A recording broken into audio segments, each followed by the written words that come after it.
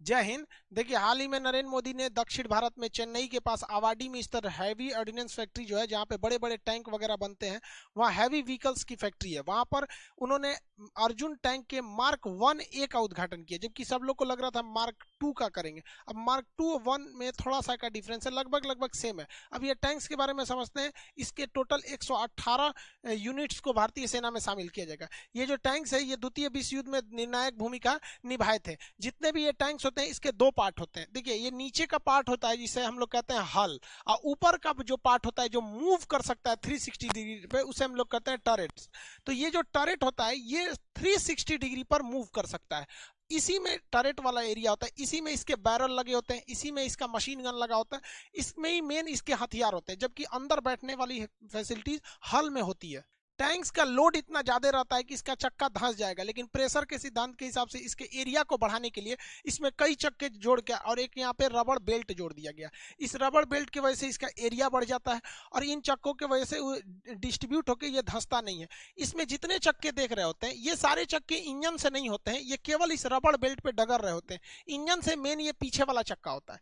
Engine पीछे होता है और पावर देता है इसी चक्के को। ये चक्का घूमता है तो बेल्ट आगे बढ़ती है, ये उस बेल्ट पे आराम से ये लोग डगरते रहते हैं, और ये बेल्ट होने की वजह से ये धंसती नहीं है। देखिए, टैंक्स के जो नीचे चेन लगे होते हैं, उस वजह से ये किसी भी रफ जगह पे चढ़ सकता है। ये उबड़ खाबड़ जगह पे जा सकता है, कीचड़ वाले में निकल सकता है, पानी में आराम से आर पार होकर आ सकता है। पानी में बस ये है कि जितने अंदर जाता है तो इसमें एक ऑक्सीजन के लिए बाहर से पाइप लगाया जाता है। इसका ऊपर का जो एरिया होता है, ये पूरी तरह से घूम सकता है, 360 डिग्री पे घूम सकता है। यहाँ पे ये कितना भी तरफ देखें, इसका सस्पेंशन होता है, जिस वजह से अंदर ये जर्क बहुत कम करता है। ये 90 डिग्री के खड़े ढाल पे भी चढ़ सकता है। इसका मेन यही चक्का पावर दे रहा होता है, बाकी सब चेन पे डगर रहे होते हैं। इसे जिधर मोड़ना है उधर का चक्का आप धीरे कर दीजिएगा तो उधर मुड़ जाएगा, जिसे दाहिने रोकना है तो उसके चक्के की स्पीड धीमे करेंगे, उधर मुड़ जाएगा। ये टैंक जो होते हैं वो पहाड़ों के लिए नहीं, बल्कि छोटे रेगिस्तानी एरिया और उबड़ खाबड़ कीचड़ वाले एरिया के लिए बेस्ट लड़ाकू होते हैं ये टैंक। इनका कोई जवाब नहीं है।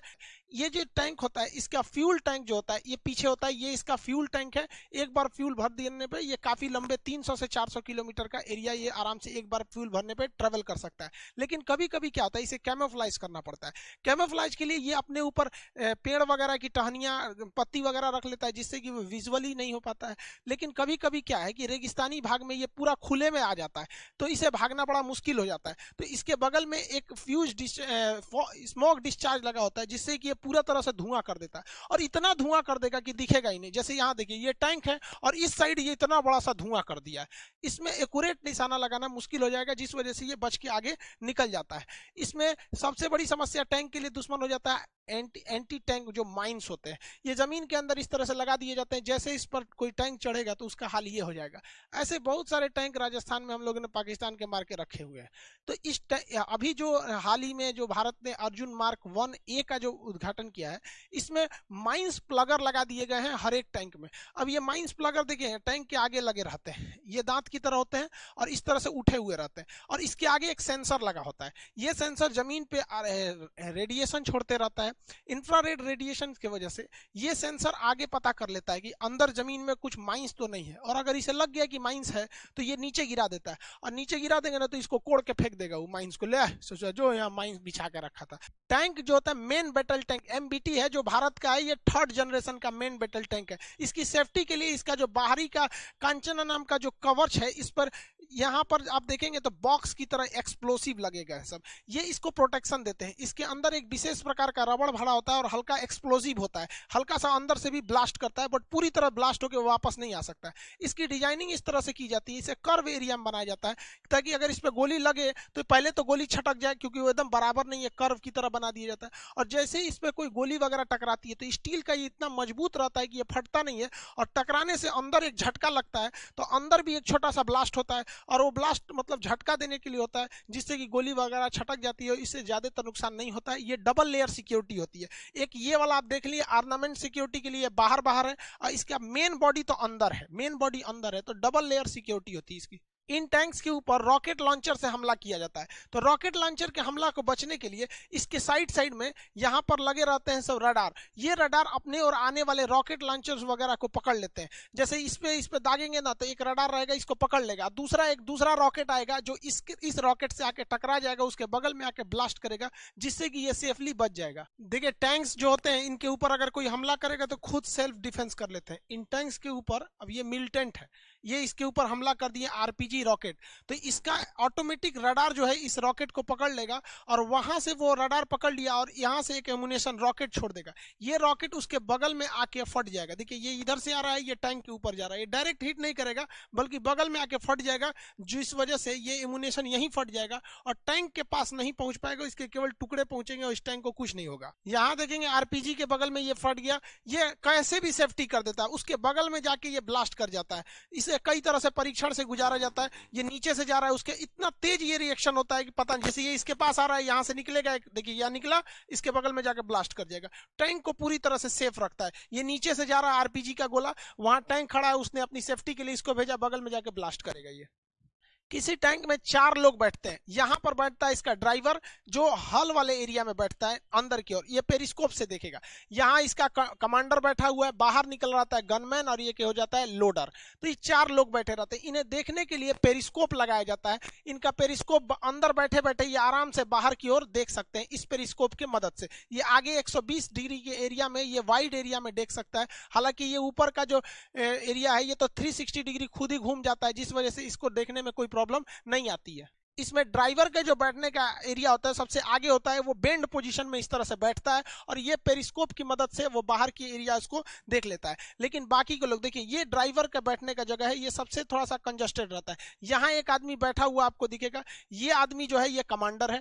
ये बाहर निकलेगा जो ये गनमैन होता है, ये लोडर होता है। लोडर का काम होता है कि ये एमुनेशंस को निकाल के इसमें लोड करते रहे, इसको निकाल के लोड करेगा। इसमें 2 चीज की सावधानी बरतनी होती है। ऐसा भी हो सकता है कि एमुनेशन यहीं फट जाए और अगर एमुनेशन इसमें फटा तो पूरी टैंक को ब्लास्ट कर जाएगा। इसलिए हर एमुनेशन का अलग अलग एक एमुनेशन चैम्बर होता है, वो उसी में रख के उसे बंद किया रहता है। ये इतना मजबूत और इस तरह से बनाया जाता है चैम्बर को कि अगर एक ब्लास्ट होगा तो दूसरे को ये कुछ होने नहीं देगा और स्मोक बाहर से निकल जाएगी। ये इसमें लोड कर देता है और लोड करने के बाद कमांडर के हिसाब से उसे फायर कर दिया जाता है। भारत पहले टैंक्स के एमुनेशंस को बाहर से इंपोर्ट करता था, जिसपे बहुत ज्यादा खर्च आते थे। अब भारत की डीआरडीओ खुद से एमुनेशंस बनाने लगी है। अलग अलग साइज के एमुनेशंस होते हैं जिसे टैंक में यूज किया जाता है। टैंक का जो लोडर होता है उसको जैसे आदेश मिलता है वो लोड एमुनेशंस को लोड कर देता है और लोड करने के बाद जैसे ही लोड करेगा मशीन अपने से उसे बैरल में लेके चली जाएगी और फायर होगा। टैंक्स का जो मेन गन होता है, वो भारत ने जो टैंक बनाया वो 125 mm का मेन गन है। ये इधर से ही एमुनेशंस को फायर किया जाएगा। अब इस एमुनेशन को फायर करने में एक खराबी ये होती है कि जब भी इसे फायर करते हैं बहुत बड़े मात्रा में हीट, धुआं, स्मोक, जहरीली गैसें प्रोड्यूस होती हैं और अगर ये प्रोड्यूस होती हैं और यहाँ से निकलती है तो कुछ गैस तो लौट भी सकती है। तो भैया ये लौटे ना, अगर लौट गई तो अंदर घुस जाएगा, पूरा धुआं धुआं हो जाएगा अंदर। अब खुद से देखिए ना, इतना बड़ा धुआं यहाँ हुआ है तो जेनविन है, कुछ ना कुछ तो लौटेगा अंदर, पूरा धुआं धुआं हो जाएगा। इसी धुआं को रोकने के लिए आप देखेंगे यहाँ टैंक को एक ज्वाइंट की जाती है।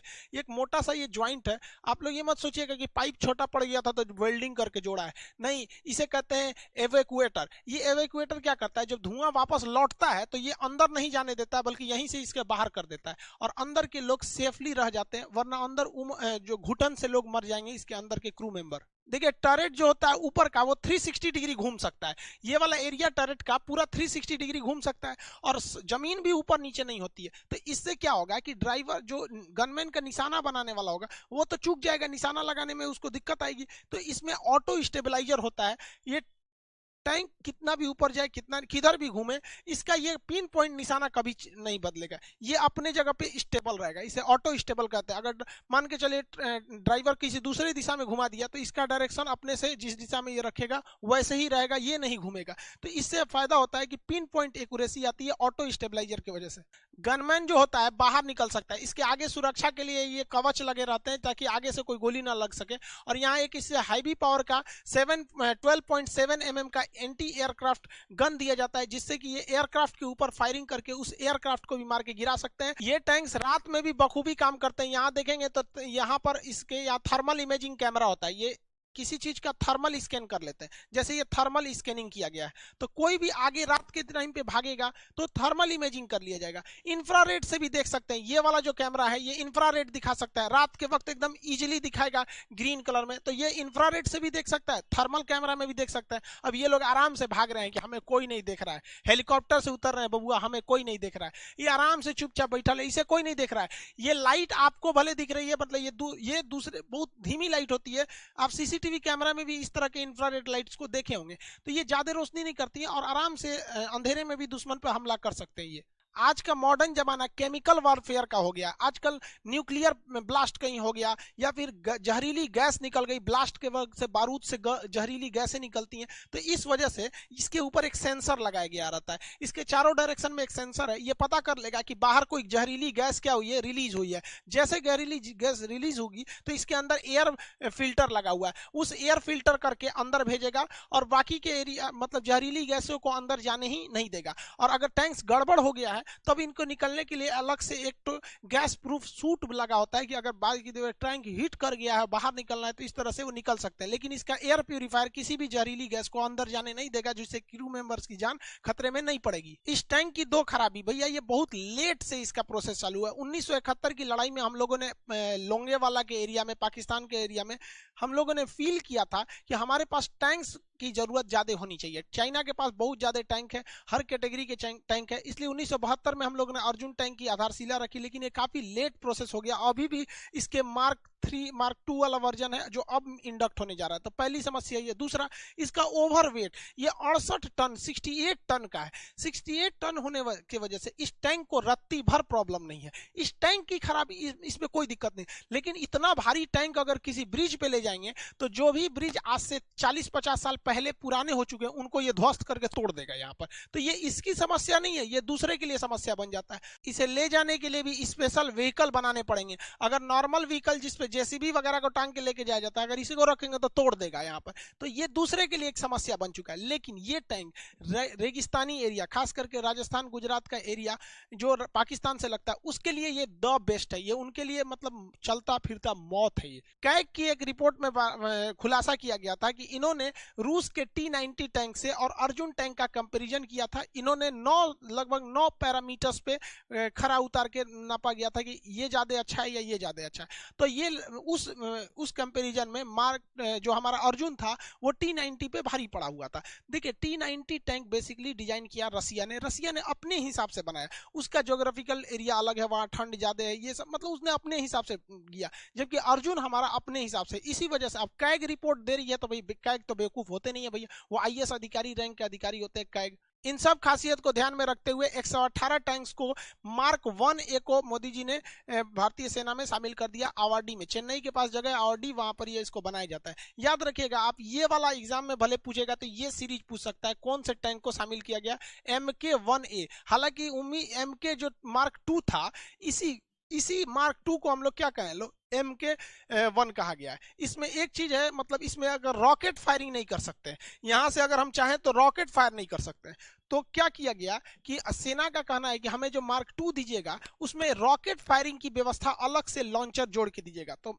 DRDO ने कहा कि भाई आप एक काम कीजिए, आप मार्क 2 लीजिएगा, तो ये मार्क 1 हो गया। मार्क 1 के बाद मार्क 2 आना था, लेकिन मार्क 1 में जब डेवलप किया गया तो मार्क 1A कर दिया गया, और जब इसमें मिसाइल लॉन्चिंग सिस्टम जोड़ दिया जाएगा तो उसे कहा जाएगा मार्क 2 के नाम से जाना जाएगा। वो आने वाले 2-3 साल में हमारी भारतीय सेना में उसे इंडक्ट कर दिया जाएगा। यूपीएससी मेंस के एग्जाम में ना एक टेक्निकल क्वेश्चन इस तरह से पूछ देता है, जैसे आपको कोई रडार सिस्टम से देगा या फिर सुपर कंप्यूटर देगा या कोई एमुनेशंस में या फिर एयरक्राफ्ट कैरियर के स्पेसिफिकेशन में एक क्वेश्चन दे देता है कि इसके बारे में विवेचना कीजिए, तो उसमें आपको थोड़ा सा डिटेल से लिखना पड़ता है। आई होप आप इसे समझे होंगे। मिलेंगे नेक्स्ट क्लास में। जय हिंद।